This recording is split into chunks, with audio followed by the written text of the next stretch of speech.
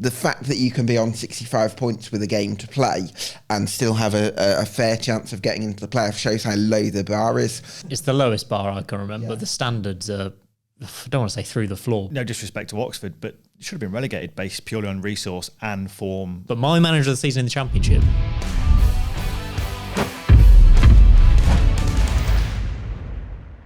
Hello guys, welcome back to the Sportsman Untitled, and we are doing this before the final round of fixtures in the Championship. So much still to be decided. The best league in the world, honestly, and I'm joined this week by Gab Sutton, as always, and Justin Peach from the Second Tier podcast. Give their views on what is just going to be an absolutely mental weekend of football. Please make sure you like and subscribe, by the way. I think it's like 80% of our viewers aren't subscribed at the moment. So click that button for us and it'll really help us out. We've got a playoff special coming for you next week. I might be on it, I might not. Who knows what's going to happen with the playoff picture right now, but that's going to be a really good watch for you. So stay tuned for that one. But we need to get stuck into it, and we need to get stuck into some awards, Gab, because the awards for the Championship have been done. Gus Hamer wins Championship Player of the Season. Any debates on that? Happy with that? I think Gus Hamer has had a fantastic season for Sheffield United. The interesting thing is that a lot of Blades fans would question whether he's been used as well as he can do. You'll know as a Coventry City fan how effective he can be in central midfield. I think I prefer him in that position rather than on the left. So I think it's a testament to his abilities to be able to influence games wherever he is on the pitch, because he's such a creative footballer and he's really box office. He has been in the one of the most exciting players in the Championship for the last 5 years now.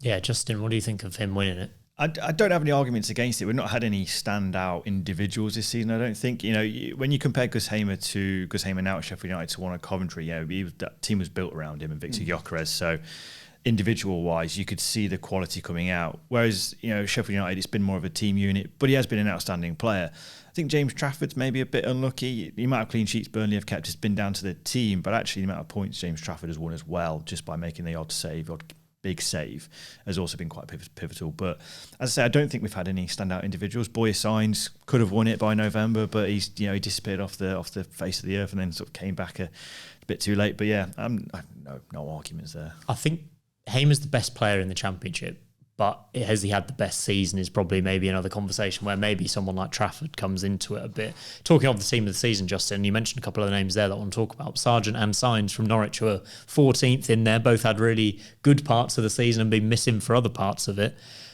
Any other players you think have been a bit robbed in terms of the team of the season? Bellingham in there as well. Yeah, there's a couple that come to mind. Josh Murphy at Portsmouth is a player that I've spoken about on this podcast before. He's had an outstanding season at Portsmouth. He's got 14 assists and 7 goals this season, playing in a team that has largely been struggling as well with Portsmouth. You've got to get a little bit more out of a player, especially in the attacking mould. So I'd go Murphy over Signs, actually, in terms of overall performance. I think Borja Signs has had some great moments and has been one of the Championship's top scorer for most of the season, but that's because of a lot of individual long-range strikes for in isolated moments, whereas I think in terms of overall performance, I'd actually make a case for Josh Murphy being in the Championship team of the season. Yeah, and obviously that Portsmouth front attack it's had Colby Bishop not being in the team at the start of the season, so then coming in the team, and then Callum Lang getting injured at the tail end of the season. Josh Murphy's been there for the entire season. He's a player that I was sceptical at the start of the campaign, but he's proved me wrong and he's been absolutely brilliant. What a signing. Any other names, Gab, for you that are missing, that are massive absentees? I think for me, it feels like in terms of we're talking about goalkeepers, defenders and midfielders more than necessarily amazing attacking players. I think Dan James is probably the pick of the attacking players in the Championship this season. For me, I'd probably go with Ayo Tanaka as my player of the year. You could argue, there's other candidates from Leeds like Jayden Bogle and like Joe Rodon as well. But I think there's been quite a narrow gap in terms of lots of players who have been the best players in the Championship, but none that really jump out the rest. But I'd go with Tanaka just because that different level of control, craft and creativity that he's brought to the Whites. I think that's a very good suggestion. I have Finn Azaz down for his goal contributions and Jack Rodoni as well, because I had to pick a Coventry player. But I think if you're looking at players where they've taken their teams, and this is, I think, where I have a bit of an issue with the Norwich selections, is that have Norwich overperformed or underperformed? What have those goals meant to the team? We sort of talk about with Murphy and Portsmouth. He's been a big reason they've stayed in the league this season. Finn Azaz, big reason why Middlesbrough are potentially going to finish in the playoffs. Jack Rodoni, massive reason why Coventry might finish in the playoffs. So those are the two names I wanted to throw in. I think what we'll do is get our heads together after this and put down a championship team of the season that we come up with, and we'll put that out on the socials. So make sure you check that and give us some abuse for the names we have or haven't missed out. Manager of the season, here's one we can debate. Scott Parker.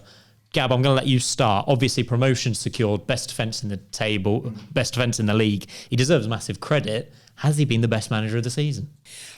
I would give it to whoever wins the title. Obviously, the official EFL aren't able to do that. For now, I think I would lean towards Scott Parker just because of that extraordinary defensive record, the way that he's organised that team, the culture that he set. And okay, yeah, James Trafford has made some unbelievable saves, but that defensive unit and the structure that he's implemented, I think that deserves a lot of credit. But you could just as easily give it to Daniel Farke of Leeds. So it's a Rizzler paper between them. The clip of those Burnley players chasing down QPR winger when they were 3-0 up just sums up their season, doesn't it? Justin, are you pro Parker on this occasion? I am pro Parker. I'd probably take more of a hardline approach to it than Gabby. I think even if Burnley finished second, I would argue that Parker deserves the manager of the season. I think if you look at the variables he's had to contend with, they had lost a lot of players at the start of the season. Scott Parker, voiced his almost discontent after a couple of games in August about not knowing who he's going to be playing.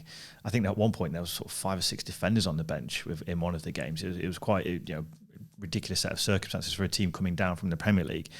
That's not helped him, but I think just the way they've gone about things this season, the defensive records that they've set, the control they've had in games, and yes, to some people they could be boring, it could be perceived as boring, but the way Parker's transformed it from an openness under Vincent Kompany to a rigid conservative sort of sometimes possession based, sometimes counter-attacking.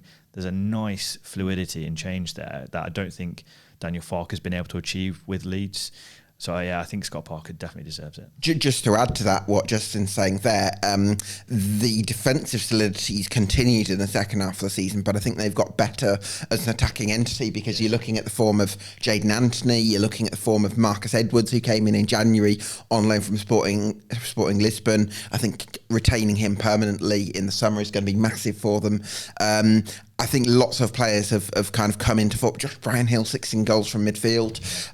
He's one we should have mentioned as well for the team this season. Yeah, he would get into mind. So, I think they've improved attacking-wise in the second half of the season after those solid foundations that Justin mentioned in the first half of the campaign. I appreciate your contributions as always on the show, but I don't want a relegated Premier League team manager winning the manager of the season just because he got them back promoted. Daniel Farke, again, he's probably just matched expectations getting Leeds up. So I'm looking further down the table, and I know this would never happen because he's not been there the whole season. I'm looking at Gary Rowett for keeping Oxford up. I'm looking at Alex Neil for getting Millwall on the brink of the playoffs. But my manager of the season in the Championship is John Eustace. Over 2 different clubs to do what he's done. He had Blackburn in the playoffs. He's gone to Derby. We'll come on to if he's going to keep them up or not, Justin. Little nervy in the corner. He's exceeded expectations at both jobs, done a fantastic job, been proven right potentially in his decision to move. He's my manager of the season in the Championship. Any debates with that? No. I don't think it's one of those where he's overachieved at 2 different clubs. Derby should be going down. The attack was non-existent when he came in. Took him a few games to get it going, and you're absolutely right. John Eustace deserves his flowers. And I think there are 2 ways of looking at the manager of the season, where you look at a manager who has overachieved. Liam Manning deserves a mention as well at Bristol City. And Gary Rowett as well deserves to be in that contention. But I think there's almost 2 awards here. Managers who have exceeded those expectations and managers who have achieved great things. Scott Parker probably falls in the latter category, and John Eustace falls in the former. That's very, very sensible of you, Justin. Good work there. Right, we are recording this on Monday before Leeds versus Bristol City, but we're going to do some weekend reaction, and we have to focus on the madness that is the relegation battle at the bottom of the Championship. We have to start with the one team we know have certainly been relegated. That's Cardiff. Gab, pre-season optimism there was a little bit after some summer signings.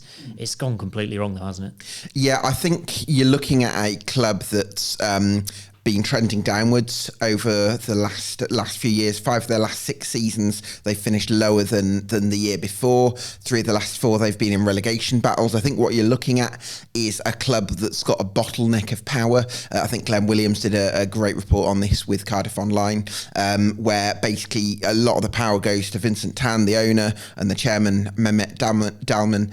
And it feels like there's a lack of footballing IQ at the club, and it's run in quite an old-fashioned sort of simplistic way, which has created a lot of short-termism. If you look at a lot of the managers they've had since 2021, they've either all been sort of caretakers or short-term fixes, and managers who haven't lasted very long. And I think that's a massive problem that Cardiff City have got to address. For me, I think for the club to make real sustainable progress, I think they need a takeover. They might get out of League One next season just through, the financial advantage. But I think for real sustainable progress, it needs new people at the top. The culture's got to change.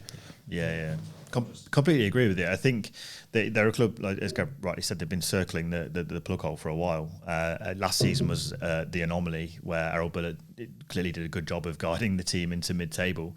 But last season was also the first season where they didn't change manager at any point since 2019, which just tells you they've been fighting fires for such a long time. And again, that lack of long-term thinking, long-term planning, it almost felt like they were promoted accidentally under Neil Warnock all those years ago. And the Premier League legacy from there, where is it? You get money for a reason. It was spent on, poorly, clearly.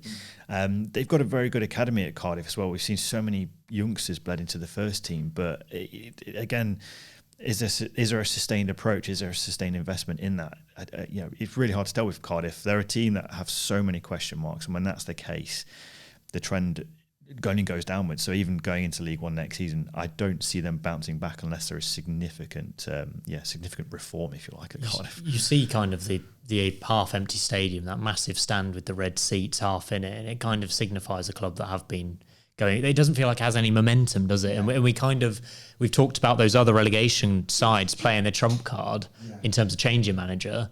Cardiff dillied and dallied with Omar Eatser. It clearly didn't work, and then right at the end they've plumped Aaron Ramsey in there, and that's kind of obviously been far too late. Well, years gone by, Cardiff City, Ninian Park, as it used to be, was a bit like the Den with Millwall, where people hated going there.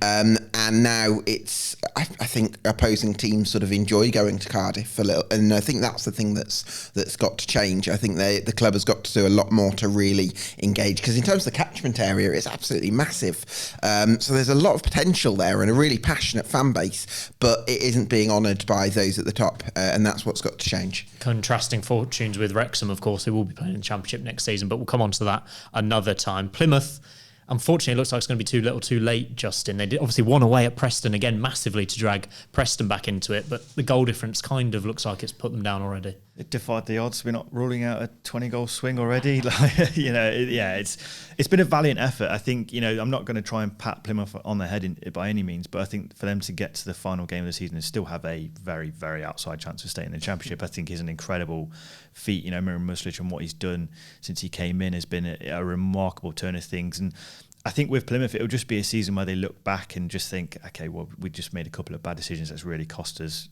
The biggest one being Wayne Rooney being appointed. The second biggest one is keeping him in charge for so long. Because Miran Muslic, bar a couple of signings defensively, the squad isn't too different. The likes of Mustafa Bunda's been exceptional. Ryan Hardy's really come on into a really potent striker that we know he's capable of. So a lot of credit goes to Miran Muslic. And again, I think bouncing back, I'm very optimistic about what they can do, because the club, despite making some poor decisions with managerial appointments over the past 12 months, they are a well-run outfit at Plymouth. So, optimism is there. It's just, it's frustration. Maybe 2 games more, they can stay up, but it's not the case. It's almost, you're right with the timing of the Rooney sacking. It did just take too long. And when you look at the goal difference, which is ultimately why we're ruling them out on the final day, it's because he lost 5-0, 6-0, all 7-0 away from home. Yeah. And that's what's cost them, Absolutely, yeah. It's ironic, isn't it, that they're finishing the season with 2 of the form strikers in the Championship in Ryan Hardy and Mustafa Bundu, and they're still going to go down. I do like what I've seen of Miran Muslic. Muzlic. I like what I've seen of him as a motivator in terms of his charisma. I thought the way that he sort of addressed the squad, which was available on social media when he first came in, and credited Kevin Nanskeville and sort of just got everyone believing, I think was really admirable. And it's actually been top half form since Muzlic took charge. So that suggests that he can get results, albeit with a squad that in the first half of the season we'd have said was very limited. So I think there's a lot of potential there, and I think that maybe Plymouth Argyle, there's definitely lessons to learn from the last couple of years, but I think Argyle can go back down to League One with maybe a little bit more optimism than perhaps we're seeing with Cardiff City. Absolutely. We're going to do our predictions, by the way, for the last game week. We're going to do all the results and see how the table turns out. That's coming at the end of the show, so stay tuned for that. We're going to talk about the teams that can survive, the teams that are still in the mix now. Hull City 0, Derby 1 this weekend, Justin. Puts Hull into that final relegation zone. Obviously a massive, massive win for your boys, Derby. You confident that Derby are staying up now? Never confident. Never confident. It's, it's part and parcel of watching the football club over the years. But I think what they've done is they've put themselves in a really positive position. They only have to match results. They don't have to go out and win. Of course, that will be the mentality to go out and win. But to be in a position on the final day where they don't have to, well, I say don't have to do this, do that, but it is a case of the pressure's off, as it's not a must win. But I think with the circumstances that we've got, obviously playing Stoke, I think getting 3 points still would be the imperative thing. But I think what you've got to really focus on is the job that John Eustace has done and what he's got out of the team. One moment of quality on Saturday against Hull which was the delivery of the ball from Craig Forsyth onto Nat Phillips' head. That's, the games have been one of those moments under John Eustace, and I think that's what you've got to credit him for. What are your concerns about Hull, Gab? I mean, we've talked about their home form all season. I think they've still got the worst home form in the division. 20 points or 22 points from 23 home games just isn't good enough and has put them in this situation. Alarm bells ringing heading into the final game of the season. Yeah, I think Ant and Nathaniel were saying on the Hull and Back podcast recently, just reacting to that defeat to Derby, that all season they've really struggled with engaging with the opposition and winning their duels, winning those second balls. And maybe that's understandable under the manager they had in the first half of the season. But I think since Ruben Sellers came in, he's a coach that you would associate with being really aggressive and full of energy and full of running. But I think because you've got this massive mismatch of players that have been assembled for three different managers, a couple of them with completely different ideas, it's made it very difficult for Hull City to maybe implement the ideas that Ruben Sellers would like to. So again, a little bit similarly to what we were talking about with Cardiff, I think there's more of a willingness from Aja Nilajala, the owner, to be a success there, and I think he's got the club's best interests at heart. So I think he's done a lot of good stuff in terms of off the field, but the on-field side, I think a lot of the decision making has been a little bit chaotic, and I think that's the thing that's got to be corrected as they move into the possibility of League One, but certainly if they stay in the Championship. They've still got a fighting chance for sure. As you say, it kind of feels like a squad that's been built under several different managers, and it's kind of just what we see on the pitch now is kind of thrown together. Do think Sellers is a very good manager, though. Looking forward to seeing what he can do in whatever league Hull are in next season. We have to have some positivity as well, because Oxford United are safe, Justin, and that is a massive achievement. I think they were favourites to go down at the start of the season. Gary Rowett's come in and done genuinely a superb job. Well, having him in the conversation for manager of the season is an indictment to what, how good of a job he's done. And I think, no disrespect to Oxford, but it should have been relegated based purely on resource and form when Gary Rowett took over. So for him to deliver what has been delivered, which is safety with the game to go, I think is remarkable. And again, it's not the biggest of squads at Oxford. I think that's something that needs to be drawn up as well, and again they lost Josh Murphy, for example. They have lost players as well. I think Cameron Brannigan being there or thereabouts the entire season has been a big thing, and ultimately I think Gary Rowett's done a really good job of building the team around him and the positives there. So Rowett's a great manager. He's a great manager, we know that, and I think what he can deliver is stability at Oxford going into what will be another tough season for them. They rolled the dice, didn't they? And we raised our eyebrows slightly when they sacked Des Buckingham, but it's paid off. Yeah, you can kind of question the feel of that decision in terms of, you know, somebody who's achieved a historic promotion and got some good results, by the way, in the Championship, certainly early on. But also you can't really question the output. And I think what Gary Rowett has done is just solidified that team. That victory over Sheffield United feels like a real turning point for both, actually, in the relegation dogfight and also in the promotion race. And from there, Oxford United have gained the momentum to get some big wins to nil, like the one against Sunderland at the weekend. And I think Makal Helik from Huddersfield, you look at actually in League One how Huddersfield have massively dropped off since Helik left. I think Oxford United have been the beneficiaries. So yeah, some great recruitment in January, but also that organisational nous that Gary Rowett's brought, and that's what's kept them up. We look forward to talking about them again next season. Luton, we have to talk about, Gab. 3 wins in a row, beat Coventry 1-0 this weekend. Matt Bloomfield, he's got them clicking. It was obviously a bit of a fortunate late goal. Don't want to go into that in too much detail, please. But they've got a real chance now, and it's credit to him, isn't it? Yeah, I think since Matt Bloomfield took charge on the 14th of January, Luton have actually had one of the best defensive records outside the top 6. So that shows you, how resolute they've been defensively. Players like Christ Makoso have been in excellent form. You know, you look at Luton in the first half of the season and you felt like they were quite easy to carve open at times, whereas now there's a real organisational framework about them. And then, Matt Bloomfield's got them playing. I think the likes of Milanic Ali and Telo Asgard have added a bit more movement and a bit more mobility, perhaps, to Luton's attack, where it looked a bit kind of static, hadn't it, with Morris and Adebayo previously. I think they've kind of diluted that a bit. So all round, I think it's been an impressive turnaround, but it's not complete yet. They've got to win at West Brom on the final day to guarantee survival. Do you think they're going to do it, Justin? You don't get look like that, do you, in the Coventry game? With, you know, not stay up. It felt like one of those games where, okay, like, right, this is it. You know, going back to the Derby win as well, where they just defended for their lives for 90 minutes and was so organised to the point where it was almost comfortable. That, you know, it's that sort of mentality where you think it's really hard to see them losing, and they're going to pick up wins as well. And I think what Matt Bloomfield has done is he's reinstalled those core principles the club's been built on under Nathan Jones. They were very one-dimensional under Rob Edwards, I think, just getting the ball into wing-backs, getting balls into the box. Whereas, like Gab pointed out, there's a bit more mobility there, there's a bit more quality, and the defensive organisation has been key as well. So I think they will stay up. Just a final thing on Matt Bloomfield as well. I believe he still commutes to Essex from Luton, and I think that's quite a relevant thing because it means that he's basically not consuming information; he's actually processing it. So if you're in the car for 2 or 3 hours or 6 hours even in a day, it means that you can kind of go over your thoughts, and it's like a kind of a reflection time. And I've got a feeling that a lot of managers don't do that because they feel like they've got to constantly be consuming information. They've got to be looking at this and looking at that and constantly their mind's whirring. Whereas if you can have a time where there's a bit of peace and quiet and just reflection, I think that improves the quality of decision making. So I reckon that might be a factor as well. Absolutely. I think it's really interesting if Luton do stay up, how they get on next season. And we're looking at the teams coming up from League One as well, already looking quite strong. It seems like a spicy Championship next year as well. Last team we have to really talk about in terms of the relegation battle is Preston North End. And I didn't see this coming a few weeks ago, but 4 defeats in a row, losing at home to Plymouth, 4 2-1 defeats in a row as well, Gab. Bristol City away on the final day, which everyone loses 2-1 there, it seems, at the minute. And obviously they might have a playoff place to play for, depending on how they get on tonight.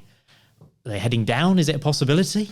I think you have to say it is, Simon. And this is the weird thing about Preston North End, because for most of the season, they've been, 14th or 15th? And because they've drawn so many games. And for a long time, that looked like that would be the thing that would just keep their heads above water. But the problem that they're having is that because the form of Luton and Derby is driven, the points tally required to stay up and up and up, it's actually meant that all those draws for Preston North End, they haven't actually been 19 draws for North End.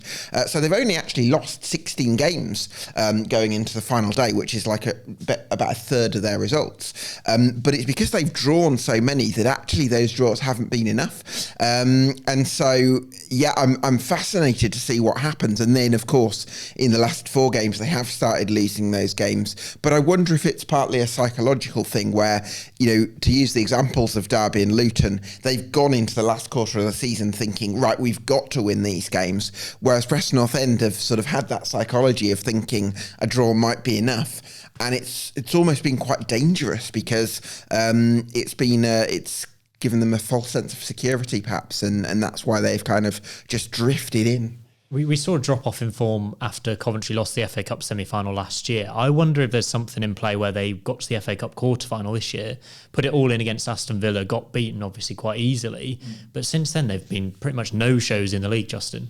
Well, I mean, just to use Aston Villa as an example, since the Champions League quarterfinal, they've dropped off form-wise. Again, you put a lot of effort into a singular game and a singular sort of campaign, almost a cup campaign.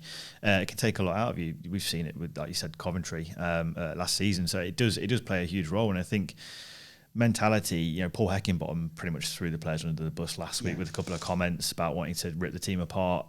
Not going to do the best of job mentality wise, is it, going into the final few games where you need wins, and if manager's not got any belief in you, do you have belief in yourself? It's that sort of scenario now for Preston, and again, like psychologically, it's a big thing. They're used to not winning at the moment, and going into a game in a must-win game. It was the thing to say after survival's secure, because it's understandable to want to say that to communicate with the fans and be transparent. But I think until survival's guaranteed, you've got to keep your powder dry, and I think that's maybe a mistake that Paul made. I don't think the penny's dropped at Preston yet that they could get relegated. I think even this week they were saying the Plymouth defeat was a wake-up call. Like, the wake-up call should have come 3 or 4 weeks ago, and I think, as I say, like, they're just not thinking about relegation at the moment. Ryan Ledson's departure was announced a couple of weeks ago. Again, something you do after your survival's guaranteed. It's just a bizarre scenario now at Preston where they could realistically be relegated to League One. I can't see them getting anything at Bristol City as well, and we will come on to the predictions, as I say, in a bit, so stay tuned for our final league table. But you look at the form guide at the bottom of the table, Derby are winning games, Luton are winning games, Hull can perform away from home, we know that. Preston's just red and they're sinking like a stone, and if they're finishing on 49 points, I don't know, I predicted them to go down last week, Gab. I did predict them to go down last week. I could be right, but this is bad news, isn't it? Yeah, I think Preston North End have definitely struggled for a little bit of X factor in the final third. Osmaic has obviously had his issues this year. I think somebody like Mads Frokjær Jensen is somebody who can turn it on at times, but is also somebody who can go missing. And yeah, they've missed that little bit of a spark. I think they've, for large swathes of the season, they've been reasonably solid, but they've just missed that something extra, which is why they've maybe not scored the goals that they've needed to keep their heads above water. Yeah, absolutely right. Let's look at the playoff picture as well, because it's the other end of the table with still plenty to play for, and it feels like nobody really wants it right now, Justin. Coventry obviously lost to Luton. Borough couldn't beat Norwich at home. Millwall and Blackburn put themselves back in contention with wins again. I mean, Blackburn have come from nowhere, really. It's Cov versus Borough on the final day. Millwall go to Burnley. Blackburn are at Sheffield United.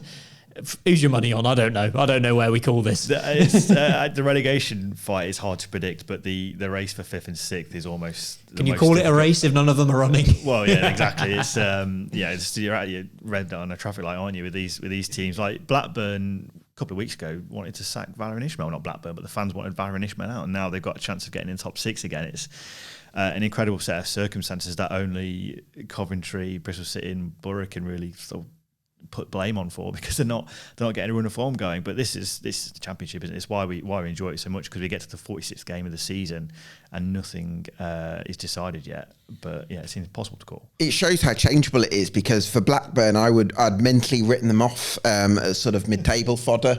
But there's been a few changes since Toth has come in for Ainsley Pearce. Danny Bart's returned from injury at the back to give them a bit of aerial dominance. Yuki Ahashi up top probably suits Valérien Ismaël's system a bit better better than Matt Targay. Todd Cantwell and Tyrese Doolan have been in form, and just with that combination of things, Blackburn Rovers have been able to find some form. But again, the fact that you can be on 65 points with a game to play and still have a fair chance of getting into the playoffs shows how low the bar is. I remember when Leicester got in the 12-13 season with 68 points. It feels like another low bar this year, doesn't it? And so, yeah, how you can be fifth with 67 points, it just shows how competitive it's been and almost easy to get into the playoffs, you'd say. It's the lowest bar I can remember. Yeah. The standards are, I don't want to say through the floor, but you feel like Millwall didn't play for half the season and only started turning up when Alex Neil came in. Same can probably be said of Coventry, who are also out of form now, lost 2 away games in a row. I don't know where we stand here. Coventry versus Middlesbrough, obviously a massive game we need to focus on for the playoff picture. I'll grab the laptop in a minute, Justin. You talk us through Coventry-Middlesbrough, how you see that one going to start us off with, though. I think when you talk about certain things with Frank Lampard, it feels like the pressure's on him quite a significant amount. You've got a manager there who he's complaining things that don't really need to be complained about in post games, and I think that just speaks to the pressure. I think Michael Carrick as well. Borough fans are in a position where they just want the season to finish, which is a remarkable set of circumstances considering you are very close to the playoffs. This is a scenario where neither team is really making a convincing case of finishing in the top 6, but with that game in itself, could we see a draw and Millwall sneaking in ahead of both teams? It'd be an incredible set of circumstances. Who wants it more? That's the cliche, isn't it now? Do you think, though, Justin, it could be a high-scoring game because the fact that because I'm not sure a draw really does it for either side. No. So therefore, both teams need to win. So actually, could we see a bit of a thriller? That would be the dream, wouldn't it, on the final day of the season? I think with Brad Collins possibly being the Coventry goal, Frank Lampard persisting with him, Borough's ability to ping shots wherever and find goals, and then you've got their inability to defend. A high scoring game would be absolutely perfect, but a 4-4 would not suit either of them. It would, Millwall will be rubbing at their hands potentially. Right, we're going to fill in all the results very quickly. I've just given Leeds a narrow home win against Bristol City tonight because that feels like the most likely outcome, and also makes it more interesting on the final day for Bristol City. Justin, Coventry-Middlesbrough, I'm coming to you. High scoring, what do you reckon?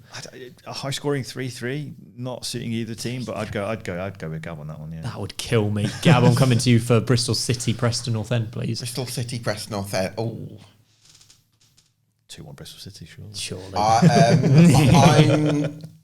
Preston needs a result. I'm gonna go 1 apiece. Okay, interesting. I'll do Burnley-Millwall. Oh. 0-0. Yeah. Derby-Stoke. Gab, I'm letting you do that. I'm not letting Justin do that. Derby-Stoke, I will go with 1-0 to Derby. Lovely stuff. Norwich-Cardiff. Doesn't mean anything, but go for it. 2-0 Norwich. Plymouth-Leeds. Oh. Let's go for a draw there as well. 1-1. Portsmouth-Hull, please. Portsmouth-Hull, I will say... I think Portsmouth 2-0. Okay. Sheffield United-Blackburn. Is there a case to be made that Sheffield United might want to lose this game and face Blackburn in the playoffs? That would be very tardy for them. I think Sheffield United need the form, though. So I'd go 1-0 Sheffield United. Okay, Sunderland QPR. Let's go for a 1-0 home win there. Swansea-Oxford. Swansea-Oxford, I will say 3-0 Swansea. Watford Wednesday, again, another game that doesn't matter. Well, 0-0. Gone in. 0-0. And West Brom-Luton. I'm going to back Luton to win 1-0. And that gives us the final league table. Leeds and Burnley both dropping points on the final day. Leeds win the title. Oh, I'm liking the look of this table. As it stands, really, Bristol City finish 5th. Coventry finish 6th on goal difference ahead of ahead of Millwall on 67 points, as you say, a very low total. At the bottom, it's as it stands as well. Hull, Plymouth and Cardiff going down. Stoke and Preston just staying up on 50 points. Luton, amazingly, up to 19th with 52. And Derby, Justin, 17th place finish. Nosebleed territory there, right? That's how our final table is looking. We'll put that out on social as well for you. Gab, very quickly, please, your corner of concern and your championship treble for the final week of the season. My corner of concern is Hull City because Plymouth Argyle and Cardiff are already gone. Again, I like that Adrian Ilagela cares about the club. I think he's done a lot for the community. I think he's got a lot right off the field. But I think in terms of strategy, I think a lot needs to be corrected. for whichever league that they're in next season. To move into my championship, moving my glass there, aren't I? To move into my championship treble for this weekend, I think Burnley are going to do the business against Millwall as they bid for the title. I'm going to back Coventry to beat Middlesbrough in what I think is going to be a really high-scoring game, and I think Derby are going to do the business against Stoke to secure their survival. Nice one, Gab. Thank you for including Derby and Cov in your championship treble, while me and Justin are sat next to you. Very kind indeed. Right, getting your thoughts and comments down below. Who do you think is going to stay up and who do you think is going to finish in the playoffs this season? We've played it very safe and under the table as it stands. Now, got a very exciting playoff preview coming for you next week, where we're going to have every team represented in the playoffs, and we're going to have a discussion on who we think is going to secure that final place in the Premier League. And also, Gab and Benjamin Bloom are going to be doing live podcasts after each championship playoff semi-final. I might be on that, I might not. I don't want to curse anything. We'll wait and see what happens. But get in the comments down below your thoughts, and we'll see you next week for that massive playoff episode.